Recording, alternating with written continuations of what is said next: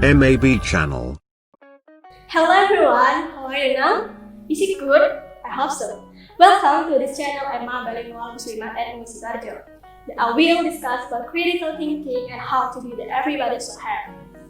The delivery of material as an expert is indeed pleasing to listen to and draw the conclusions. Like quiz, the presenter should be happy if the audience gives the response based on what material has been presented. This does not mean that he closes criticism and questions. These two things are important points in order to increase understanding of the material provided. But are we aware that in fact these two things are the most difficult stage to do? Is that right? First of all of us must know about the importance of critical thinking and what it means to think critically itself.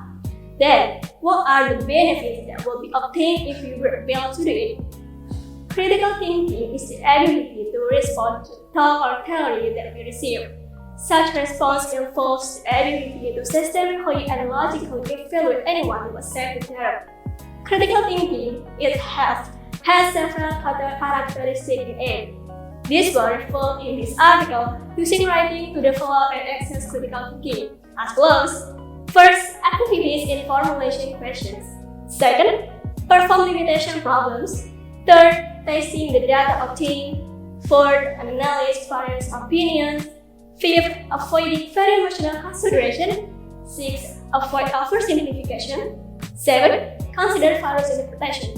What's that? Direct communication involving other people. And the last, tolerate ambiguity. Is very tolerable of other meanings that emerge in the middle of the analysis. Maybe a lot of people there will say that why bother doing these troublesome things if listening is more than enough. So with that, let's look at and understand the phrase, if our listening is more than enough. The point here is, to what extent are our benchmark in understanding the theory that is hard? Don't we feel even more curious and want to argue if you really understand those theorems given? Thinking critically and confident, yet verbally is not just job. There are several things that must be done to achieve this. That is, the first one is develop curiosity. By developing your curiosity, you will be quick to get new information. If someone provides information, try to pick up the information that has been conveyed in more detail. One way is to ask several questions that are relevant to the information that has been provided. The second, information analysis and listening to the listeners. In order to make a correct decision, some additional information is needed which must be acknowledged first. This information can be obtained through research. Third is evaluating the conclusion obtained, whether the conclusion is correct, including the shortcomings of both the process and the result obtained. And the fourth, ask the counsel the assumption you get. The theories and statements will certainly lead various kinds of subjective assumptions from each listener.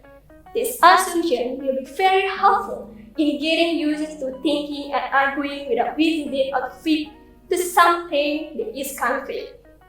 These habits are really helpful for getting used to critical thinking, which is rarely only the school students, especially if the school system does not emphasize too much questions and discussion that require high-level analysis. That's all for me. I hope all of you that say for you guys can become a reference and useful for those of you who listen. So, have a nice day. Thank you.